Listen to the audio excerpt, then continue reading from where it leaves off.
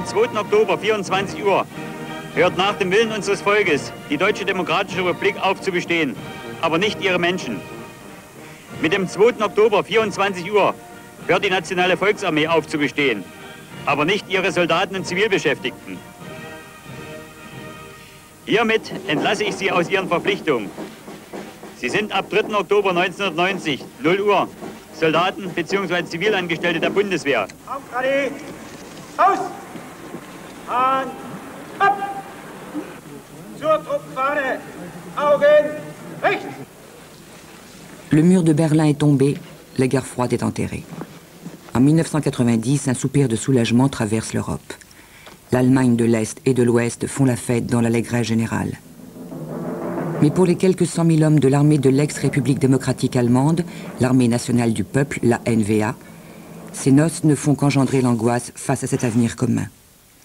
Et pourtant, le rêve de tous les pacifistes semble enfin réalisable, envoyer tous les soldats pointés au chômage.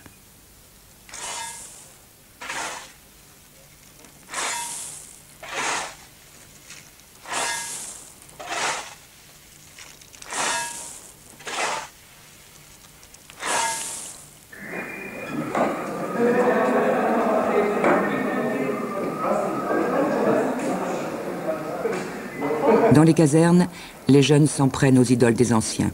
Une armée de parti rend les armes, obéit à la volonté du peuple et attend de nouveaux ordres.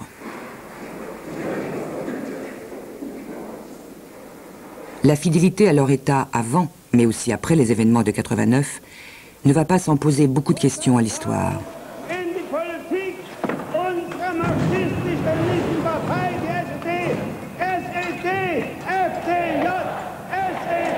Si les vieilles réponses sont bonnes à jeter, les nouvelles sont déroutantes. Cette Bundeswehr victorieuse, l'ancienne ennemie de classe, peut-elle réellement représenter l'espoir de demain?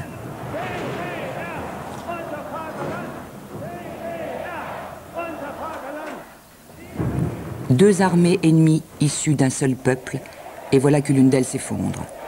L'ennemi capitule, mais son armement est intact, et le pays croule sous ses armes tout juste bonnes pour la ferraille. Dans la tradition populaire, on appelait la vieille ville de garnison Egezin la République autonome des chars d'assaut. Tout autour de la petite ville, des routes pour chars en piteux état, des terrains d'entraînement, des casernes qui se jouxtent. Et aujourd'hui, Egezin doit désarmer. Ces chars de l'armée du peuple ont dû être repeints à la couleur vert-olive de l'OTAN et de la Bundeswehr. Les commandants, tout comme moi, viennent de l'Ouest et ça devrait être encore le cas pour les 2 années à venir. Mais dès l'année prochaine, les officiers de l'ex-NVA, l'armée du peuple, seront nombreux à faire leur service ici.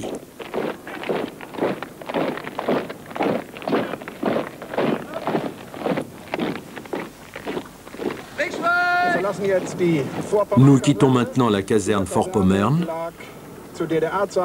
Au temps de la RDA, le commandement de la 9e division de chars d'assaut y était stationné. C'est aujourd'hui le siège de la 41e brigade de protection de la patrie. Nous prenons maintenant la rue Karl Marx pour aller vers le centre de Egezin. Egezin compte à peu près 9000 habitants.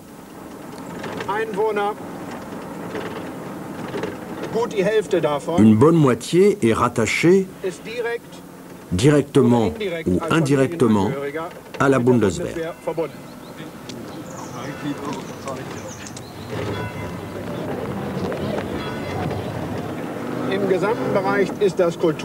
La vie culturelle de toute cette région est très pauvre, et dans tous les domaines.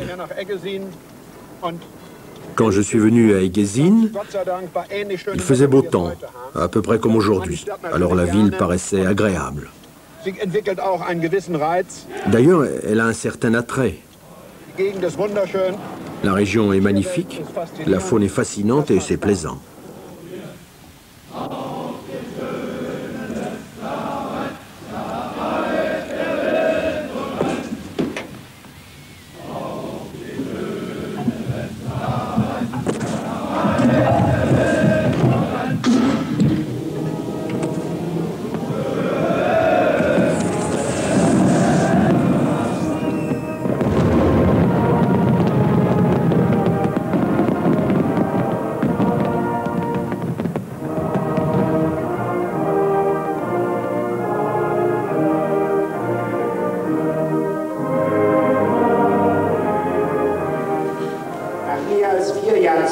unaufgezwungener Teilung leben wir Deutschen wieder in einem Staat.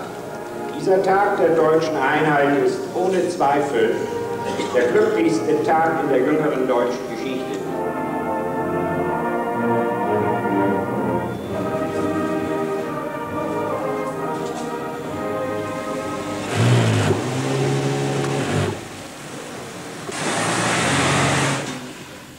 Was meine Heimat ist, ich könnte es nicht mit 1000 Worten sagen. Man muss sie selbst besitzen, um sie zu verstehen. Man muss sie selbst besitzen, um sie zu verstehen. Es ist das regennasse Straßenpflaster, die Militärparade auch am 1. Mai. Ich sah sie unter ihrem Stahlhelm schwitzen. Tout le monde ne participe pas aux épousailles des anciens ennemis. Ici, ceux qui avaient fait leur plan de carrière sans envisager les événements de l'automne 89 gardent leurs vieux uniformes en souvenir de cette patrie qui a pourtant bien existé, la RDA.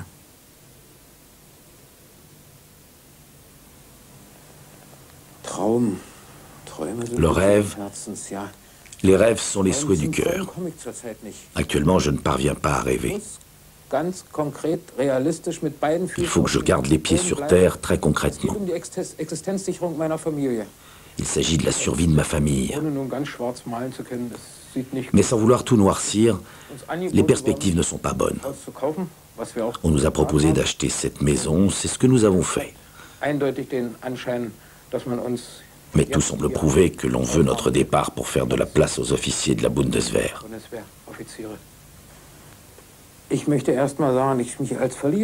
Je voudrais dire que je me sens à la fois perdant et trahi.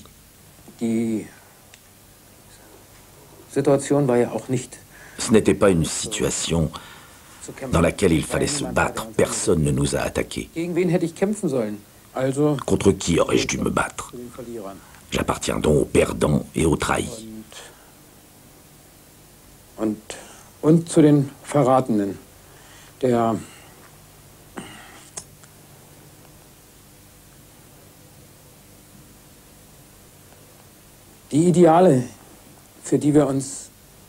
Les idéaux pour lesquels nous nous sommes engagés pendant des années se révèlent après coup avoir été faux, mensongers. Les années les plus importantes de ma vie, si elles ne sont pas totalement vaines, sont donc presque sans valeur.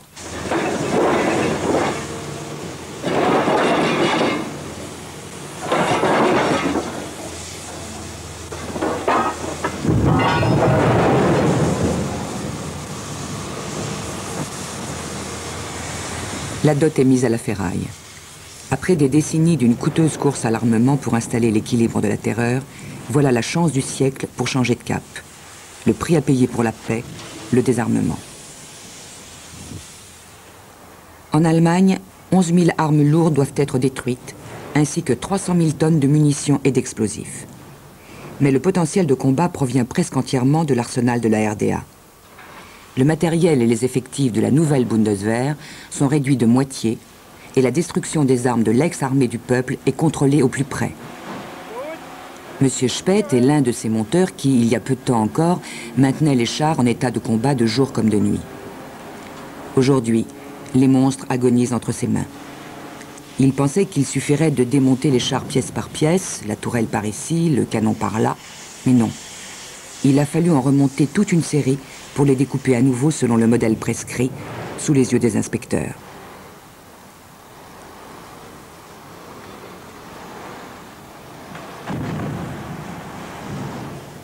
Le chalumeau doit suivre les instructions au plus près.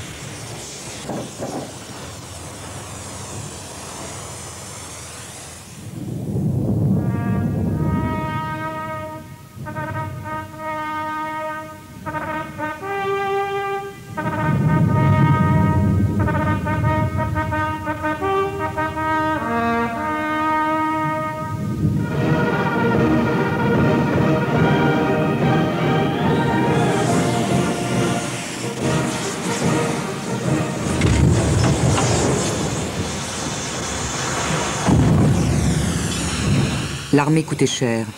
Les gens de l'Est devaient se sacrifier pour l'armement. Mais aujourd'hui, c'est aux constructeurs des chars de l'Ouest que le marché de la destruction rapporte, aux usines Hoesch, Diehl ou encore au consortium Maffei. Die Bedrohung setzte die Maßstäbe für die Entwicklung.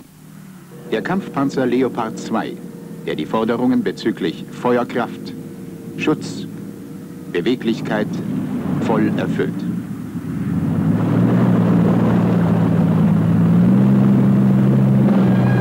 Als Generalunternehmer für die Entwicklung und Fertigung hat Krauss-Maffei in Zusammenarbeit mit Amt und Fachindustrie das Waffensystem Leopard 2 geschaffen.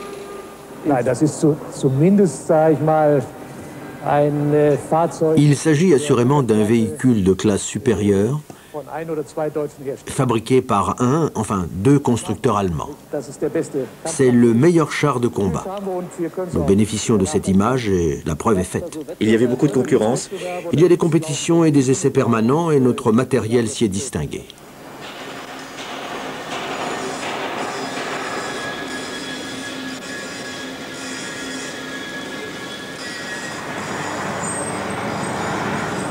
Depuis les années 60, Krauss-Maffei construit l'essentiel des chars ouest allemands, quelques 7000 chars d'assaut Léopard et chars de combat Guépard. 1500 firmes travaillent pour le consortium de Munich et espèrent comme lui conserver leur bon chiffre d'affaires grâce au commerce de ces carnassiers.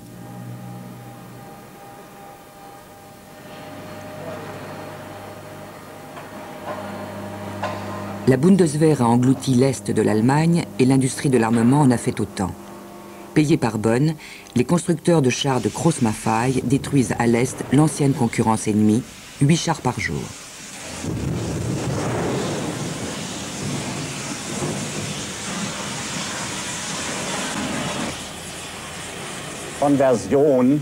La reconversion, si l'on parle de reconversion matérielle, c'est-à-dire la transformation de biens d'armement en biens civils, est très difficile à effectuer. Nous avons essayé, par exemple, d'équiper les châssis des chars avec des équipements d'extinction de feu. Les Hongrois les ont utilisés avec succès dans le Golfe, au Koweït. Ici, personne ne viendrait acheter un char recyclé qui consomme 100 litres d'essence au kilomètre. Peace is our business. La paix, c'est notre métier. Mais je sais que beaucoup de soldats d'ici et d'autres pays sont bouleversés que l'on détruise ces gros engins qui sont encore vraiment en état de marche. Pendant nos premières inspections, il y avait des ressortissants de forces de combat de pays de l'Est qui sont équipés de matériel de moins bonne qualité. Les larmes aux yeux, ils m'ont demandé s'ils ne pouvaient pas acheter ces engins.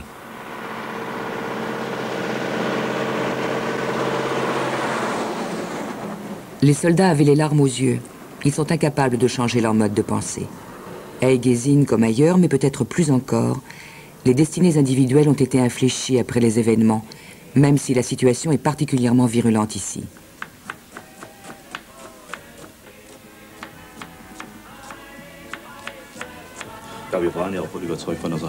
Oui, bien sûr, nous étions convaincus du régime.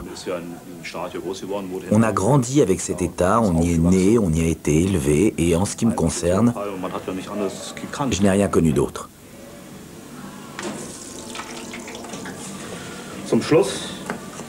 À la fin, j'étais représentant du bureau politique dans le bataillon d'information de la NVA avec le grade de major. Ils n'avaient plus besoin de nous et c'est pourquoi j'ai été licencié de la NVA. Un dicton allemand dit que celui qui n'a pas d'avenir peut toujours devenir cafetier. Ils n'avaient rien appris d'autre que le métier de soldat. Ils ont donc ouvert un café à Egezin. Devant et derrière le comptoir, une petite troupe de l'ex-NVA. Le tenancier a engagé le major comme cuisinier. Ils servent les clients de la caserne attenante des gens de l'Ouest. L'ancien compagnon de combat, Ingolf Hartelmeier, se retranche avec amertume derrière sa bière. Au chômage depuis 2 ans, il espère obtenir une place de pompiste dans l'agglomération voisine.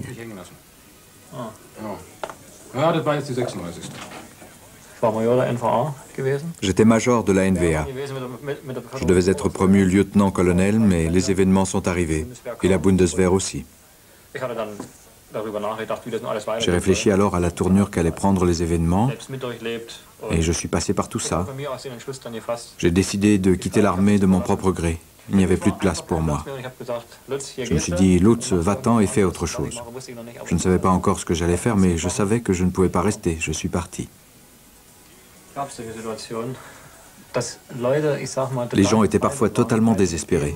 Ils ne savaient plus du tout comment s'en sortir avec ce qu'ils vivaient et ce qui allait arriver. À se prendre la tête dans les mains et à en pleurer. Ils étaient complètement perdus. Ils ne savaient plus ce qui allait se passer. Et je vous le dis, il y en a beaucoup aujourd'hui qui ne savent pas comment s'en sortir. Parce qu'ils sont tout simplement à l'écart. Parce qu'ils ne trouvent pas de place.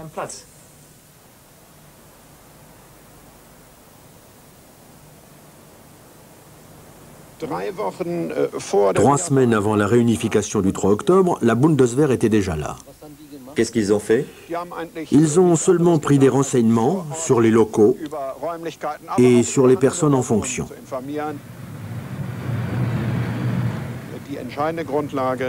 Pour tous les officiers, le point décisif était l'interrogatoire passé devant une commission spéciale sur leur éventuelle collaboration avec la Stasi, ainsi que le jugement rendu par le comité sur tout officier désirant devenir militaire de carrière dans la Bundeswehr. Les vainqueurs se font juges et 2 officiers de l'armée du peuple sur 3 sont interdits de métier. Mais la Bundeswehr ne veut pas renoncer à certains anciens soldats du parti. J'appartenais à cette armée nationale du peuple et j'ai porté cet uniforme près de 20 ans. Mon dernier grade était celui de lieutenant-colonel et j'étais chargé de la défense psychologique. C'est ma première photo quand, à 20 ans, je suis devenu élève officier à l'école des officiers de Lebau. Le premier grand événement a été naturellement le jour de la prestation de serment. Quand, à 20 ans, j'ai juré de servir fidèlement, de tout temps, la République démocratique allemande. Et je pense l'avoir fait jusqu'au dernier jour, jusqu'au désengagement du serment. Et j'ai eu l'honneur et le plaisir particulier de défiler par 2 fois devant la direction du pays et du parti, lors des parades du 7 octobre. Nous avons soutenu le système. Je me suis complètement identifié à ce système.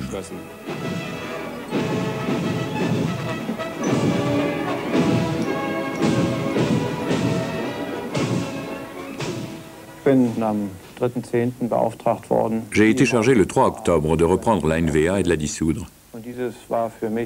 Cette soirée-là était pour moi un événement particulier. Je me suis rendu à la caserne, j'ai été contrôlé comme le veut le règlement par des soldats en uniforme de la NVA. Et quand j'ai quitté la caserne après minuit, c'était les mêmes soldats qui portaient maintenant des uniformes de la Bundeswehr et qui m'ont dit « rien à signaler mon général ». Ils avaient donc accepté que je sois tout à coup leur supérieur. Pour moi, ça a été le summum de ma carrière. Ich erwarte von den ehemaligen Angehörigen der NVA, die mit mir als Soldaten der Bundeswehr der gleichen Aufgabe dienen und daher die gleiche Uniform tragen, dass sie die ihnen übertragenen Pflichten gewissenhaft erfüllen. Ich erwarte, dass sie bereit sind, das Grundgesetz und das Wehrrecht unserer Bundesrepublik Deutschland zur Grundlage ihres Handelns zu machen. Aus Teilen der von der SED aufgebauten und im Geiste des Klassenkampfes erzogenen Armee sollen Truppenteile der Bundeswehr werden, jene Armee also, die einst als der Gegner und Klassenfeind gesehen werden sollte. Wir dienen der gemeinsamen Sache der Zukunft Deutschlands. Adieu l'armée nationale du peuple.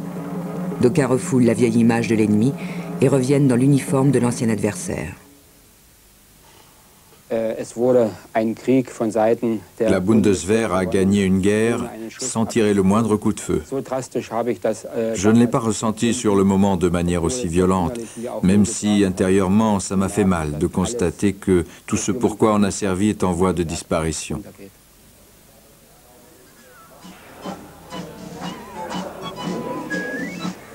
Il veut oublier. Il s'est déguisé et veut croire en son avenir dans les bras des vainqueurs. Il veut apprendre la démocratie. Parmi eux, certains ont prêté serment 3 fois en l'espace de quelques mois. À l'ancienne RDA, à la nouvelle RDA, et enfin à l'ennemi de classe d'hier. Ils veulent rester soldats, mais ils ne veulent pas être considérés comme des transfuges. Moi-même, mais certainement aussi beaucoup de mes camarades, nous nous étions déjà confrontés très intensément à cette problématique. Allons-nous porter cet uniforme? Ce n'était pas une situation facile. Si cela avait été le cas, nous aurions été des mercenaires qui changent d'uniforme comme de chemise. Ce n'était pas simple de revêtir l'uniforme de mon ancien ennemi.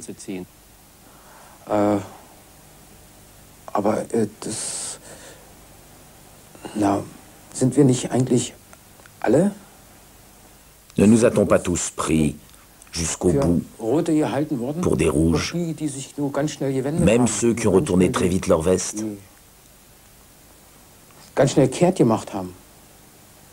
Eux non plus, on ne peut pas les croire vraiment.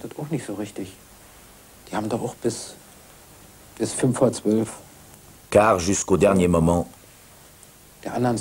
ils juraient bravement leur fidélité à l'autre côté. On a bien senti que quelques-uns, pas tous, de ceux qui avaient revêtu l'uniforme de la Bundeswehr faisaient la coupure de façon ostentatoire. Ils étaient nombreux à ne plus savoir que nous avions travaillé ensemble des années durant. Bon, peut-être juste un petit bonjour de l'autre côté de la rue, mais ne surtout pas donner l'impression que le contact existe encore avec ce gars d'avant. Peut-être était-il encore plus rouge qu'on ne l'avait été soi-même. La reprise de la NVA a été organisée comme une opération d'envergure par l'état-major. Le général Schönbaum a avancé avec ses 2000 officiers de l'Ouest. Il est tombé sur 20 000 officiers de l'Est. Ceux-ci ont capitulé. Dans les dernières heures de l'armée du peuple, un bunker est transformé en salle des fêtes, juste pour quelque temps.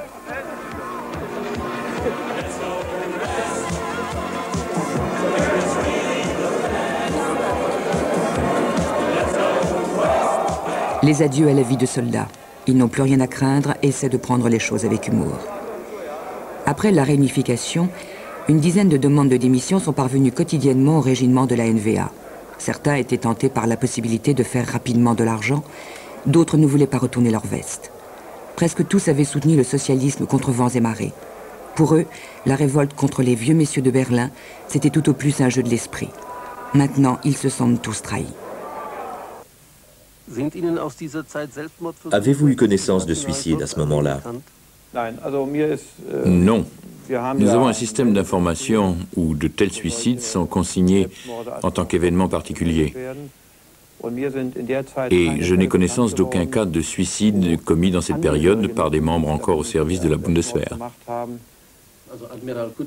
Mais l'amiral Kutschebor, par exemple, n'a-t-il pas fait une double tentative de suicide, l'homme qui était responsable de cette... Société pour le sport et la technique. Oui, mais comme je vous l'ai dit, je ne dispose d'aucun chiffre concernant ceux qui ont quitté l'armée et qui se sont suicidés ensuite ou ont tenté de le faire. Il y a eu des suicides suite à des cessations d'engagement et après le départ de certains. Je suis au courant d'un ou deux cas.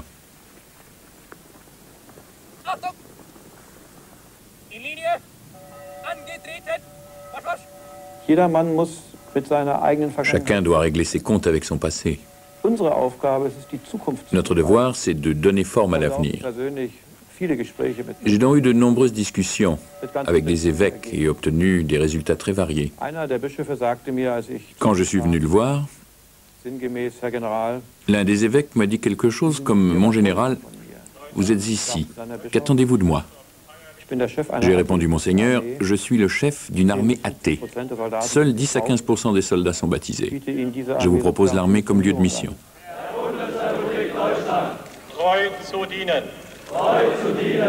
und das Recht und die Freiheit des deutschen Volkes und die Freiheit des deutschen Volkes tapfer zu verteidigen. tapfer zu verteidigen.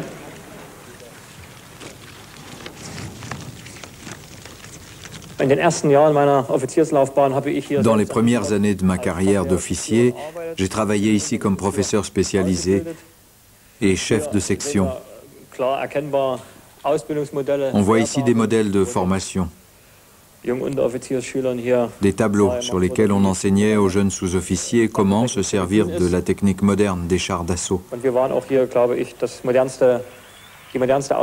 C'était l'installation de formation la plus moderne de l'ancienne NVA.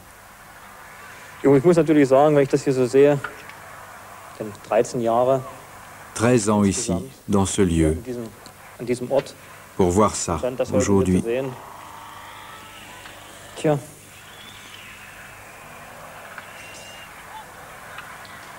Ce n'est pas facile d'en parler parce que dans un premier temps, c'est quelque chose que l'on comprend difficilement. Mais en réalité, c'est tout à fait représentatif de ce qui s'est passé à l'échelle de notre société.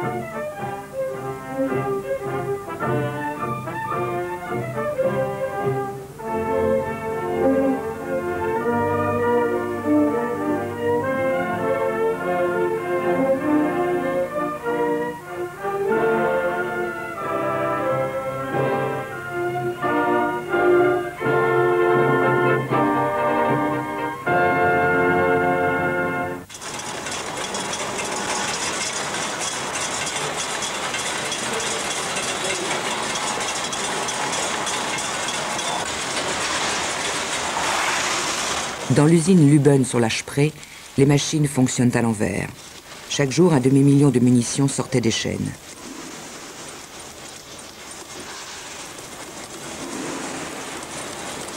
Aujourd'hui, les anciens ouvriers spécialisés en désamorcent quotidiennement 3 fois plus. Le personnel a été réduit. Quant aux 300 derniers ouvriers, ils tremblent pour leur poste. Les ouvrières envisagent avec crainte la fin de l'année 1993. Tout comme d'autres pétrissent la pâte, elles produisaient ici, avec leur travail de haute précision, des milliards de cartouches mortelles. Ça n'avait peut-être pas de sens de les fabriquer, mais les détruire, je trouve que ça en a. Pour moi, la seule chose qui comptait, c'était d'avoir un travail. J'ai pas réfléchi au reste. Tous les pays se sont bien armés, on n'était pas les seuls. Il fallait bien en faire autant, ils auraient pu nous attaquer. C'est pour ça que l'armée était là. Et c'est pour ça qu'il y avait tous ces trucs qu'on a produits ici. Quand je travaillais ici avant, je me disais, maintenant on fabrique ces munitions, et plus tard, on sera peut-être tué par elles. Voilà ce qu'on se disait. 1000 munitions par citoyen de la RDA. Un véritable arsenal stocké dans les dépôts de l'armée du peuple. Le chef du parti, Erich Honecker, ne se lassait pas de rappeler « Nous gardons la poudre au sec. Même si l'ennemi de classe spécule là-dessus, il ne parviendra pas à briser le socialisme par l'escalade de l'armement. » J'étais officier politique de la NVA. Nous étions donc à l'époque responsables de la formation d'unités chargées d'influencer psychologiquement l'adversaire, de façon à le rendre incapable de remplir sa mission militaire à 100%.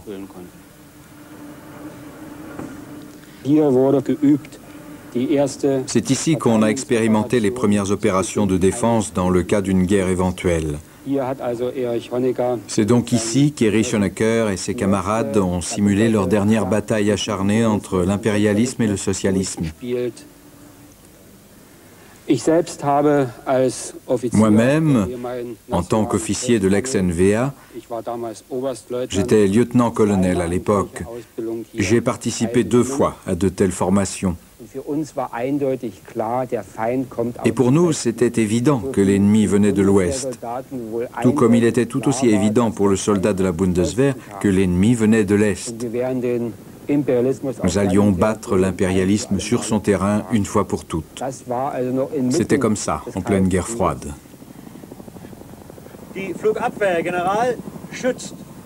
Jeu de guerre. Avec un sérieux imperturbable et le matériel le plus onéreux qui soit, chacune des 2 armées allemandes a protégé la paix et ses citoyens contre l'autre armée allemande. À l'ouest, on entretenait un cauchemar. Les forces du pacte de Varsovie allaient attaquer dès que l'OTAN montrerait la moindre faiblesse. À l'est, on attisait la peur d'un OTAN à la technologie supérieure. Des 2 côtés, on légitimait ainsi une course à l'armement sans fin.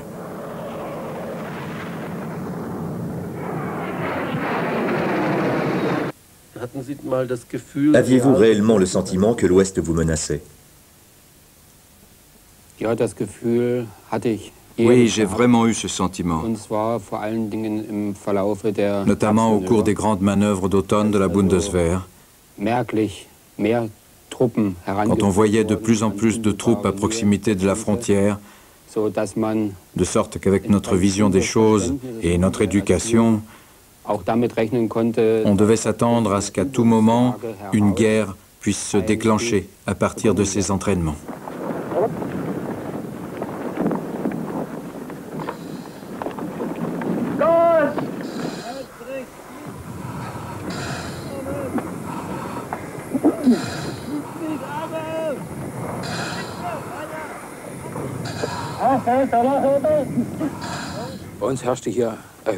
Pendant ces périodes, on était en alerte ici. On était installés dans la forêt. Le fichier des cadres était passé en revue pour savoir, au cas où ça commencerait pour de bon, qui serait prêt et sur qui on pouvait vraiment compter. De notre côté, on suivait pas à pas les manœuvres de l'OTAN sur la carte.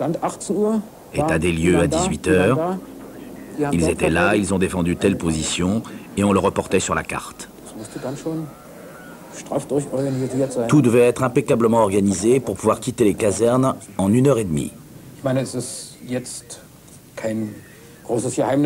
Et puis on savait qu'au cas où l'offensive était menée, il fallait, et ça n'est plus un secret pour personne, s'arrêter au Rhin pour ne pas provoquer un recours total aux armes nucléaires. Arriverait-on à passer et combien de temps faudrait-il pour aller jusque-là, 15 jours ou 3 semaines? Oui, ce scénario de guerre existait.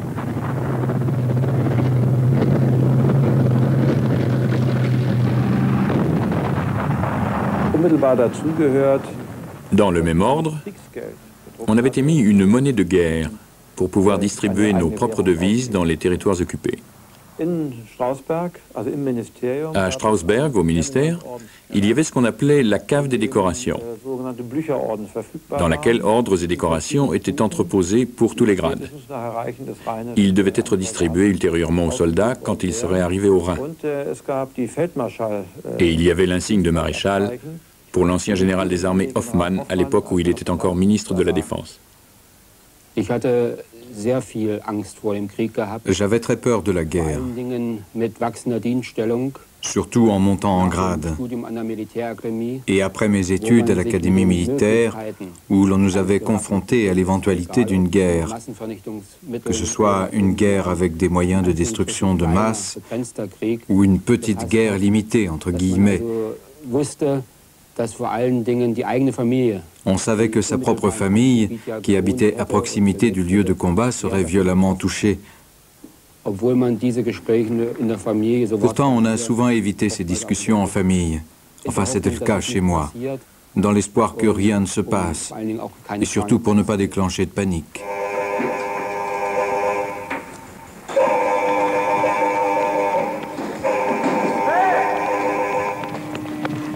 Toujours prêt. La menace de l'ennemi légitimait, avec quelque mauvaise foi, tous les sacrifices dans la partie pauvre de l'Allemagne. Les casernes toujours bondées, les véhicules prêts à démarrer et les armes en joue, même les week-ends et à Noël. Les hommes n'étaient que des pions pendant la guerre froide.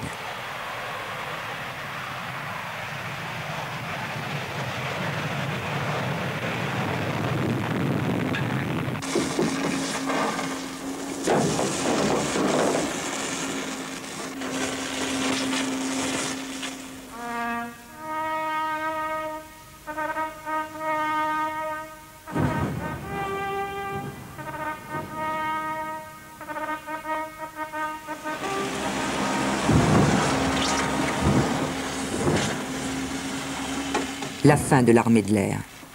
Mais tous ces fiers oiseaux ne sont pas réduits en poussière. Aujourd'hui encore, ils répandent la terreur et la mort dans les Balkans.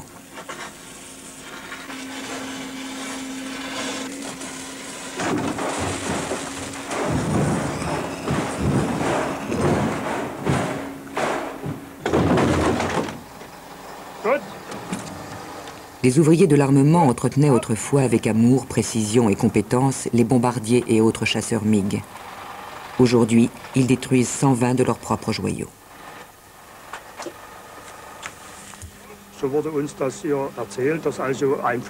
On nous disait qu'un avion était beaucoup plus important qu'un soldat, car un avion a une valeur de combat supérieure à celle d'un soldat.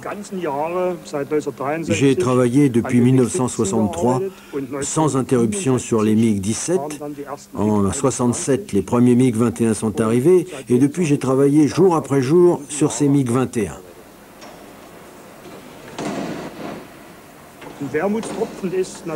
C'est déjà une petite consolation que le désarmement, après la réunification de l'Allemagne, ait lieu même que d'un côté.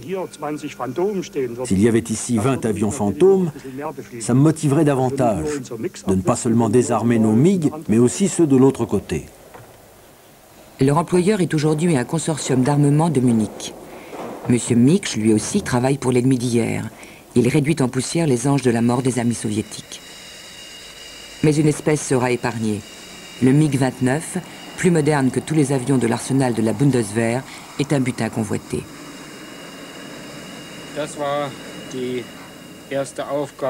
La première mission que m'a confiée la Bundeswehr a été de photographier la technique de combat que la NVA a apportée lors de l'unification allemande.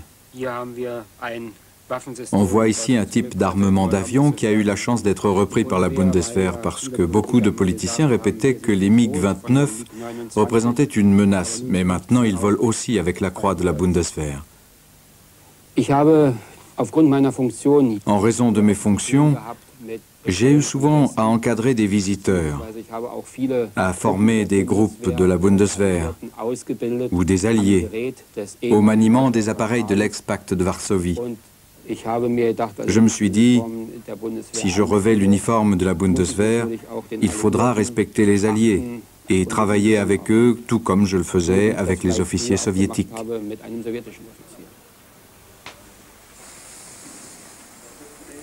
Changement d'uniforme pour le MiG-29. Les vainqueurs se sont réservés cette perle. Les traces du passé sont soigneusement recouvertes. Mis à l'intérieur comme à l'extérieur aux normes de l'OTAN, ils volent maintenant pour l'Ouest.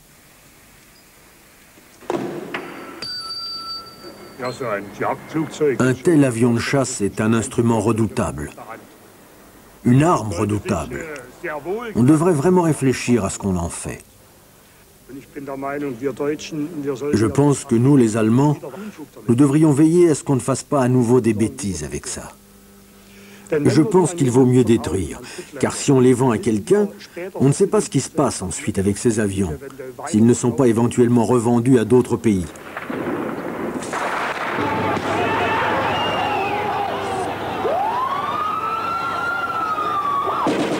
100 millions de munitions et 250 000 fusils de combat étaient stockés dans les bunkers de l'armée nationale du peuple.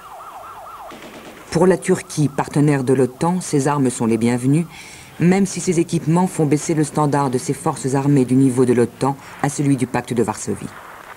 Pour la guerre contre le mouvement autonomiste kurde, ils sont bien suffisants.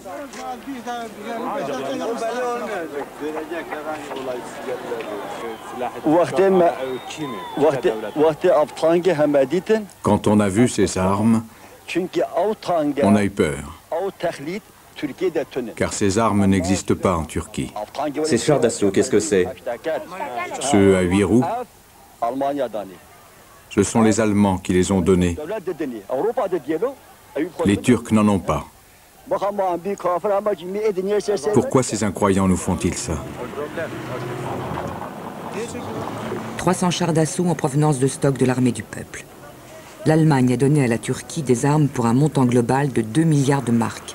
Grâce à la vente des armes de la NVA, l'Allemagne s'est glissée dans le trio de tête des plus grands exportateurs d'armes au monde.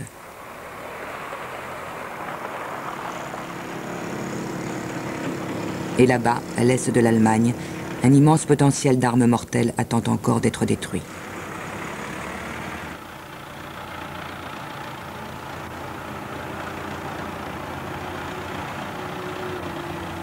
La plus grande usine d'armement de l'Est appartient maintenant à une entreprise de l'Ouest.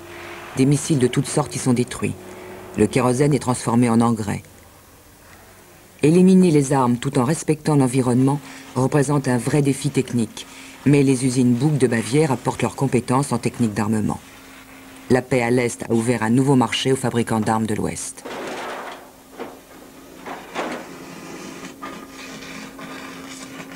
Les experts en désarmement de nos usines s'en sont pris aux engins des plus prestigieux des parades de l'Est. Ici, on construisait autrefois des missiles anti-chars au nom prophétique de concours, ce qui signifie banqueroute. Les anciens techniciens acceptent maintenant n'importe quel job. On peut rencontrer un ingénieur reconverti en concierge du musée consacré aux missiles. La décision du ministre Eppelmann de ne plus autoriser de production d'armement sur le terrain de l'ex-RDA nous a pratiquement tous mis au chômage. D'abord, ça a produit un grand choc.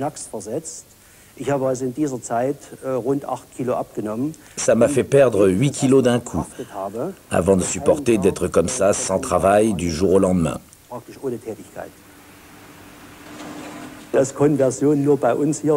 On voit bien que la reconversion ne se fait que chez nous, du côté des perdants. Ici, celui qui est sédentaire et qui veut le rester accepte n'importe quoi. Moi, je suis ingénieur en technique de missiles et je fais maintenant tout autre chose. Et c'est ce que pensent la plupart de tous ces ouvriers hautement qualifiés qui devaient travailler avec une précision de l'ordre de quelques millièmes de millimètre et qui se retrouvent à monter des lits. Monsieur Kelm, que faisiez-vous auparavant?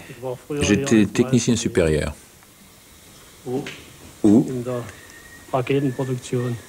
Dans la production de missiles. Il s'agissait de missiles anti-chars. Maintenant, je suis passé contremaître dans la production de lits. Évidemment, avec ce travail et compte tenu de mes qualifications, je suis sous-employé. Et j'espère avoir d'autres perspectives. Je suis consterné de voir à quel point on est faible. Les pyrotechniciens de l'Ouest se font payer l'essor de l'Est. La Treuhand, la société fiduciaire chargée de privatiser ce qui peut l'être à l'Est, ainsi que le Land de Brandebourg et l'État, se sont fait traire comme des vaches à lait. Et les spécialistes en explosifs de l'Ouest sont apparus comme les anges de la paix de l'Est. Je crois que nous avons actuellement en Allemagne de l'Est de bonnes bases pour aider à la mutation de sociétés qui fonctionnent bien ou pour faire cette mutation avec elles. Et ce que vous voyez ici, ce lit, est, je le crois, l'exemple d'une bonne reconversion. Après s'être spécialisés dans la fabrication technique, les habitants de Pinau ont essayé de s'imposer avec 17 nouvelles commercialisations. L'une d'entre elles est la technique médicinale et ce que vous voyez derrière moi, c'est la Porsche du lit médical. L'usine Buk, à qui appartient ce lieu, est leader sur le marché, dans la fabrication de matériel de camouflage pour les bateaux, les chars, les véhicules blindés et les avions pour la Bundeswehr et l'OTAN. Buk est un constructeur de techniques de défense et Buk le restera tant qu'il y aura des possibilités sur le marché et tant que la demande existera.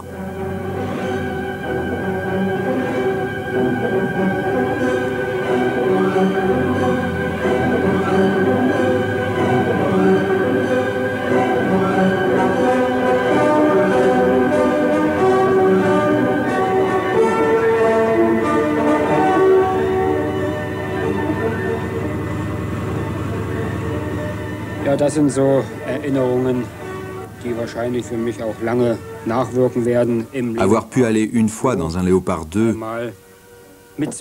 c'est un souvenir qui me restera longtemps.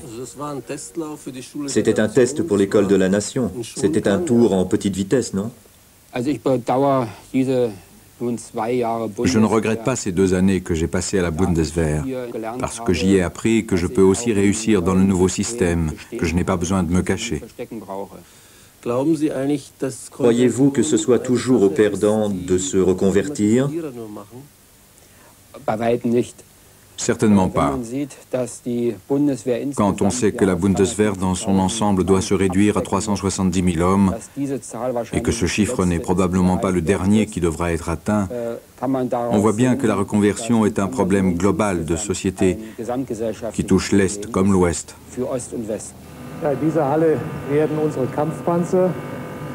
On procède dans ce hangar au dernier test sur nos chars. Avant, on sortait 25 chars par mois. Actuellement, entre les nouvelles constructions et la maintenance, on en est à 5 chars par mois. Notre capacité est réduite à 20%. Comment la répartition entre le civil et la défense est-elle faite chez vous? La colonne verte en haut, c'est le chiffre d'affaires de la technique militaire. En 1986, il représentait à peu près 85% du chiffre d'affaires global, et il n'en fait plus qu'un tiers. Le mot reconversion est bien sûr très galvaudé.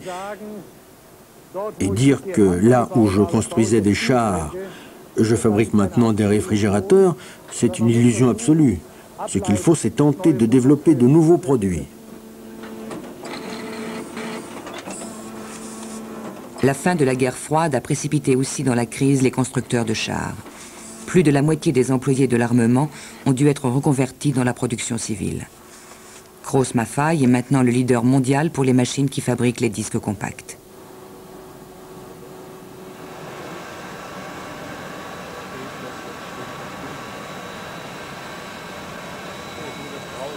L'usine construisait déjà des chars pour la Wehrmacht et elle s'est rendue indispensable pour la Bundeswehr. Ont succédé au célèbre Tigre de la dernière guerre, le Léopard, le Guépard et bientôt le Puma. Mais les nouvelles commandes se font attendre. La paix menacerait-elle chez les fabricants d'armes?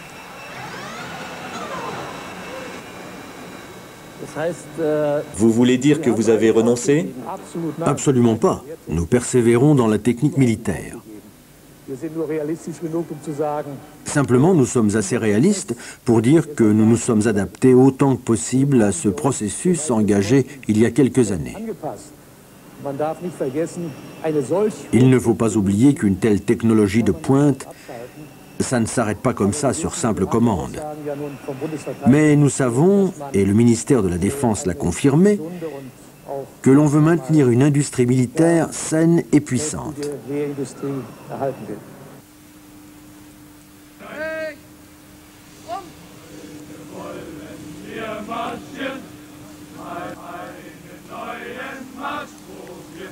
L'industrie menace Bonn de licenciements en masse et mise sur une nouvelle génération d'armes.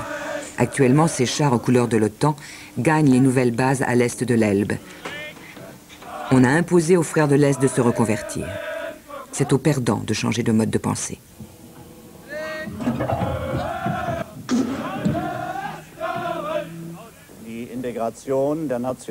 L'intégration de l'armée du peuple au sein de la Bundeswehr s'est parfaitement effectuée à partir du 3 octobre 1990.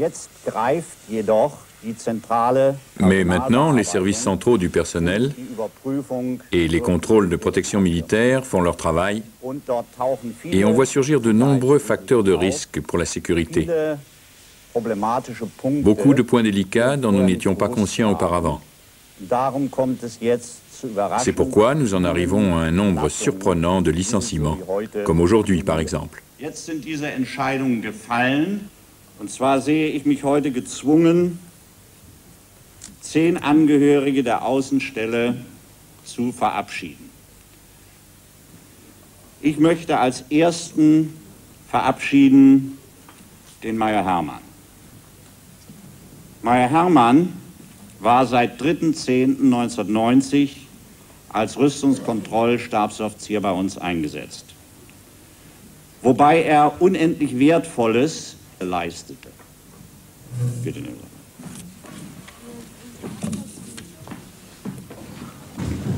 Herr Herrmann, nochmal meinen persönlichen herzlichen Dank. Dankeschön, Herr Oberst. Alles Gute. Bitte sehr. Danke.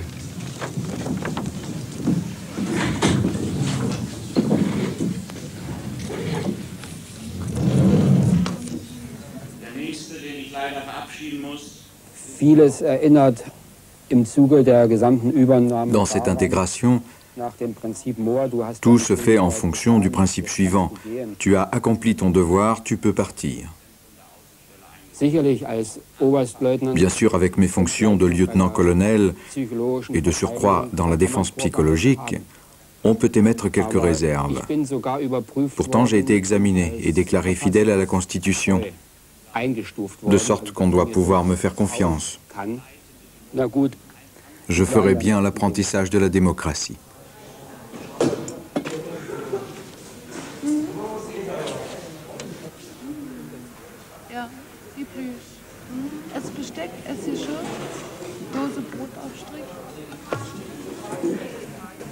Les autres recrues sont contentes, mais le major Hermann ne veut pas quitter le service. Il reste fidèle à lui-même et il est désappointé. En tout cas, je trouve bizarre qu'un général de l'ancienne Wehrmacht ait eu le droit de continuer à servir comme général. Lui, on lui certifiait qu'il était capable de changer son mode de pensée, qu'il était loyal, bien qu'à ma connaissance, il ait prêté serment à un Führer, tandis qu'à nous, on nous reproche d'avoir prêté serment à un parti et de ne pas être digne de changer.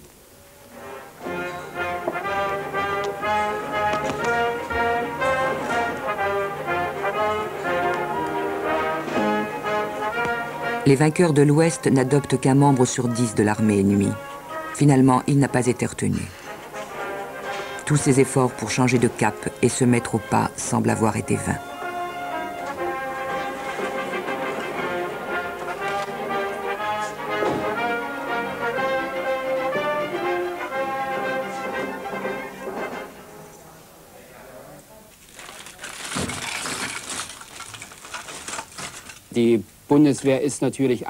Naturellement, la Bundeswehr a voulu fournir la preuve qu'elle était l'armée démocratique.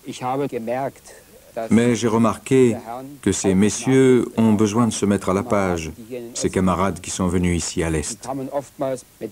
Ils sont souvent arrivés avec des idées fausses.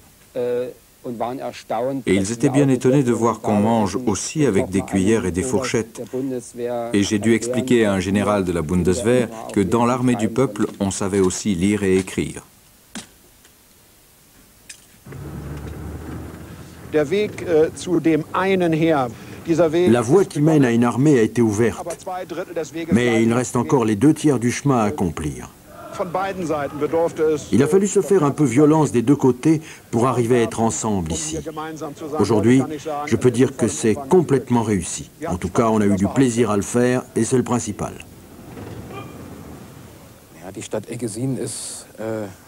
La ville d'Eggesin est une jolie petite ville de garnison. D'après ce que je sais, de mémoire d'homme, ça a toujours été un lieu de formation militaire. Au moment des événements, les clôtures ont été arrachées. Les panneaux « Attention, zone de tir » ont été retirés. Et pendant toute une période, tout a été calme et serein. Jusqu'au jour où un grand hélicoptère est passé juste au-dessus de ma maison. Je me suis renseigné pour savoir qui était venu et on m'a dit « Monsieur Stoltenberg, le ministre de la Défense est venu ». Et peu de temps après, marche arrière. Les panneaux ont surgi à nouveau. De même que les interdictions. Interdiction de passer. Interdiction de s'approcher. Attention, tir d'armes. Et en fait, pour le citoyen, tout est redevenu comme avant.